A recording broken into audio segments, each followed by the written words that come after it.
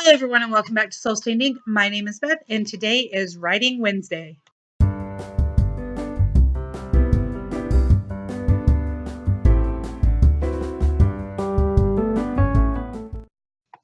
don't actually have anything to talk to you about with my own writing right now because I haven't really written anything in the last few days. Even if I was going to give you an excuse, the so-called excuses are the same things that have been bugging me over the past several weeks, which are high anxiety, sliding towards some sort of odd depression. I don't even know. Um, I feel off. Uh, I feel like nobody would care if I disappeared. And I know that's not true. I know several of you have checked on me, but it does make a difference in my writing and my reading and my everything. However,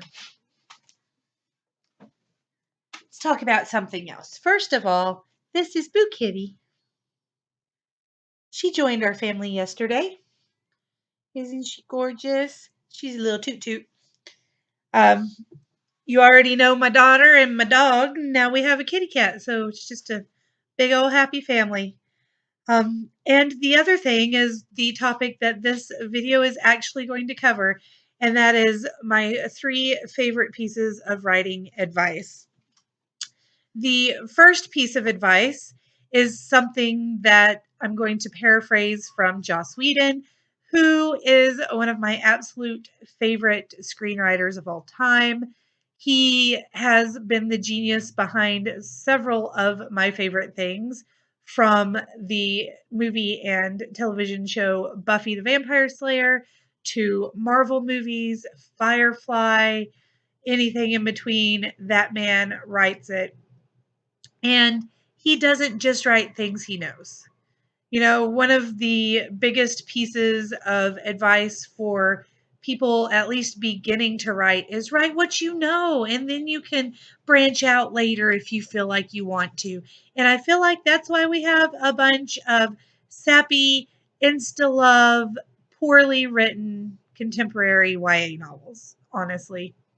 I feel like they took that whole write what you know thing and decided to make this perfect little high school world that doesn't exist, with all of these tropes that nobody wants to read about. And then they get published because that's the popular contemporary. And that's not what we need. What we need is somebody writing things that scares them. And that's what Joss Whedon says he does. He writes things that scare him, that bother him, that make him think. He writes strong female characters because people are still asking him why he writes strong female characters. The list goes on and on and on, but he is a big writing hero of mine, and definitely don't just write what you know.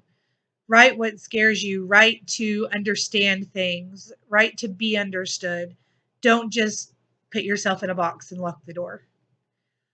Advice number 2: always, always, always carry a notebook and a pen or a pencil with you.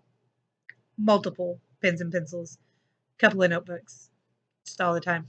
Don't rely on your phone to type things into, although that can work as well. Always carry paper and pen with you. You never know when you're going to get inspired.